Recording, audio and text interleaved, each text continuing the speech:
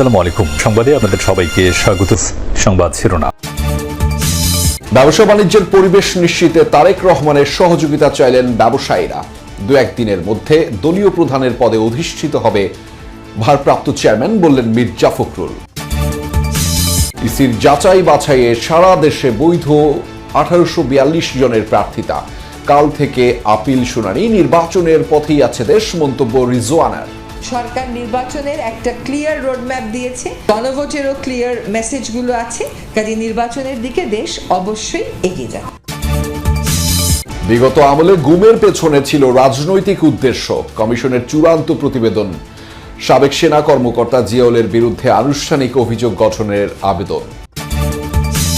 সড়ক আটকে আন্দোলনরত মোবাইল ব্যবসায়ীদের উপর লাঠিচার্জ, টিয়ার শেল নিক্ষেপ।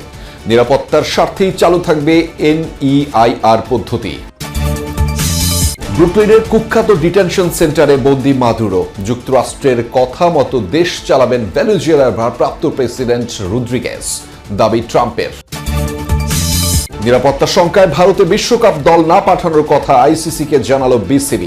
বাংলাদেশের ম্যাচ সরিয়ে নেয়ার আবেদন।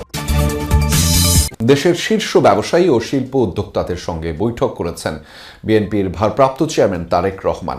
রবিবার রাতে গুলশানের বিএনপি চেয়ারপারসনের রাজনৈতিক কার্যালয়ে হয় এই বৈঠক। বিএনপির নেতাদের মধ্যে বৈঠকে অংশ নেন দলের স্থায়ী কমিটির সদস্য ও ব্যবসায়ী আমির খসরু মাহমুদ চৌধুরী ও ইকবাল হাসান মাহমুদ টুকু। বৈঠকে FBCCI এর সাবেক সভাপতি মীর নাসির হোসেন, BJME এর সভাপতি মাহমুদ হাসান খান, BKME এর সভাপতি মোহাম্মদ হাতেম, BTM এর সভাপতি শওকত আজিজ রাসেল সহ দেশের সকল ব্যবসায়িক সংগঠনের শীর্ষ নেতারা উপস্থিত ছিলেন। একই সাথে দেশের শীর্ষস্থানীয় সব গ্রুপ ও কোম্পানির শীর্ষ কর্তারা উপস্থিত ছিলেন বৈঠকে। পরে ব্যবসায়ী নেতারা জানিয়েছেন, বিএনপি ক্ষমতায় গেলে কলকারখানায় নিরাপত্তা, মব সন্ত্রাস বন্ধ ও বিনিয়োগ বান্ধব পরিবেশ নিশ্চিতে তারেক রহমানের সহযোগিতা কামনা করেছেন তারা। দু একদিনের মধ্যেই তারেক রহমানকে দলের চেয়ারপারসনের পদে অধিষ্ঠিত করা হবে বলে জানিয়েছেন বিএনপি মহাসচিব মির্জা ফখরুল ইসলাম আলমগীর। এরপরই সিলেট থেকে নির্বাচনী প্রচারণা শুরু করবে বিএনপি। সন্ধ্যায় সিলেটে এসব তথ্য জানিয়েছেন তিনি। বিএনপি মহাসচিব আরও বলেন, বিভিন্ন মিডিয়ায় আগামী নির্বাচন নিয়ে শঙ্কার কথা বলা হলেও দল হিসেবে বিএনপির আগামী নির্বাচন নিয়ে কোনো শঙ্কাই নেই। একদিনের ব্যক্তিগত সফরে সিলেটে বিএনপি মহাসচিব মির্জা ফখরুল ইসলাম আলমগীর। সফর শেষে রোববার সন্ধ্যায় স্থানীয় একটি হোটেলে গণমাধ্যম কর্মীদের সাথে মতবিনিময় করেন তিনি। বলেন, সিলেট থেকে শিগগিরই শুরু হবে নির্বাচনী প্রচার। পূর্ণ দায়িত্ব নেবেন তারেক রহমান।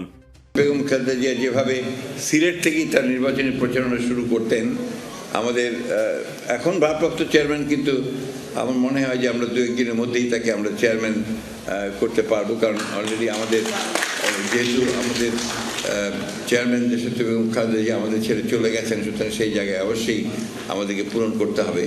নির্বাচন জাতির জন্য গুরুত্বপূর্ণ উল্লেখ করে বিএনপি মহাসচিব অন্তর্বর্তী সরকারের প্রতি তাদের আস্থার কথা জানান। জয়ী হলে শরিকদের নিয়ে জাতীয় সরকার গঠন করবে বিএনপি, তবে সেটা সর্বদলীয় সরকার হবে না।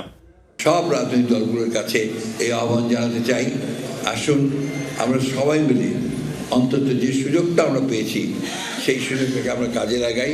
একটা অবাধ, সুষ্ঠু, নিরপেক্ষ নির্বাচনের মধ্য দিয়ে দেশকে গণতন্ত্রের যে দ্বার, সেই দ্বার থেকে অতিক্রম করে গণতন্ত্রের প্রতি এগিয়ে যাই। এর আগে সিলেটে পৌঁছেই স্থানীয় নেতাকর্মীদের নিয়ে হযরত শাহজালাল রহমতুল্লাহি আলাইহি ও হযরত শাহপরান রহমতুল্লাহি আলাইহির মাজার জিয়ারত করেন তিনি। ত্রয়োদশ জাতীয় সংসদ নির্বাচনের প্রার্থীদের মনোনয়নপত্র যাচাই বাছাই শেষ হয়েছে। সারা দেশে 1842 জনের প্রার্থিতা বৈধ ঘোষণা করেছে নির্বাচন কমিশন। বাতিল হয়েছে 723 জনের মনোনয়নপত্র। যাচাই বাছাইয়ের শেষ দিনে কুড়িগ্রামে প্রার্থিতা বাতিল নিয়ে রিটার্নিং কর্মকর্তার কার্যালয়ের সামনে হট্টগোল হয়। প্রার্থিতা বাতিলের বিরুদ্ধে আগামীকাল থেকে ইসিতে আপিল করতে পারবেন প্রার্থীরা। মনোনয়নপত্র বাতিলকে কেন্দ্র করে কুড়িগ্রাম জেলা রিটার্নিং কর্মকর্তার কার্যালয়ের সামনে তৈরি হয় হট্টগোল ও উত্তেজনা। কুড়িগ্রাম 3 আসনের জামায়াত প্রার্থী মাহবুবুল আলম সালেহীর দ্বৈত নাগরিকত্ব হওয়ায় তার মনোনয়নপত্র বাতিল করে রিটার্নিং কর্মকর্তা। এতে জামায়াতের সমর্থকরা কার্যালয়ের সামনে ক্ষুব্ধ প্রতিক্রিয়া দেখায়।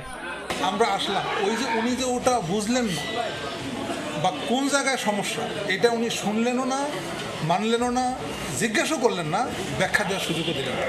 ফরিদপুরে এক আসনে বিএনপি ও জামায়াত সহ 15 জন প্রার্থীর মনোনয়ন যাচাই বাছাই পর 7 জনের প্রার্থিতা বাতিল করা হয়।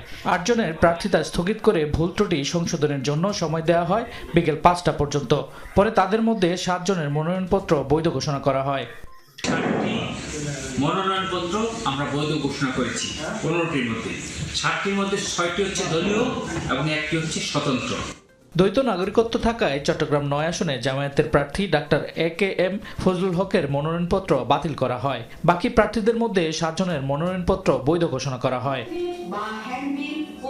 খুলনার 6টি সংসদীয় আসনে 46 জন প্রার্থীর মধ্যে 35 জনের মনোনয়নপত্র বৈধ এবং 11 জনের মনোনয়নপত্র বাতিল করেছে রিটার্নিং কর্মকর্তা। বৈধ মনোনয়নপত্র আমরা পাই 35টি, অর্থাৎ 35 জন প্রার্থী বৈধভাবে টিকেছিলেন এবং বাতিল হয়ে যায় 11 জন। আজকে এই বাছাই শেষ দিন এবং কোনো স্থগিত নেই। আমরা সব মনোনয়নপত্রের রায় ঘোষণা করেছি। মানিকগঞ্জ 1 ও 2 আসনে বিএনপির বিদ্রোহী সহ 9 জনের মনোনয়নপত্র বাতিল করা হয়েছে। পাবনার 5টি আসনে 5 জন প্রার্থীর মনোনয়নপত্র বাতিল ঘোষণা করেছেন রিটার্নিং কর্মকর্তা।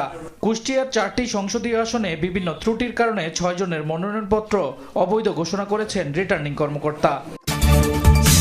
বিগত আমলে গুমের পেছনে ছিল মূলত রাজনৈতিক উদ্দেশ্য, এমন অভিমত জানিয়ে প্রধান উপদেষ্টার কাছে চূড়ান্ত প্রতিবেদন জমা দিয়েছে জাতীয় গুম কমিশন।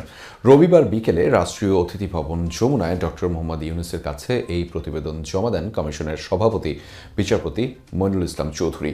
কমিশন জানায় মোট 1913টি অভিযোগ গুম তদন্ত কমিশনে জমা পড়ে। এর মধ্যে যাচাই বাছাই শেষে 1569টি অভিযোগ সংজ্ঞা অনুযায়ী গুম হিসেবে বিবেচিত হয়েছে। এখনও অনেকে অভিযোগ নিয়ে আসছেন জানিয়ে কমিশন সদস্য নাবিলা ইদ্রিস বলেন, গুমের সংখ্যা 4 থেকে 6 হাজার হতে পারে। বলপূর্বক গুমের পেছনে মূলত রাজনৈতিক উদ্দেশ্য ছিল বলেও জানিয়েছেন কমিশনের সদস্যরা।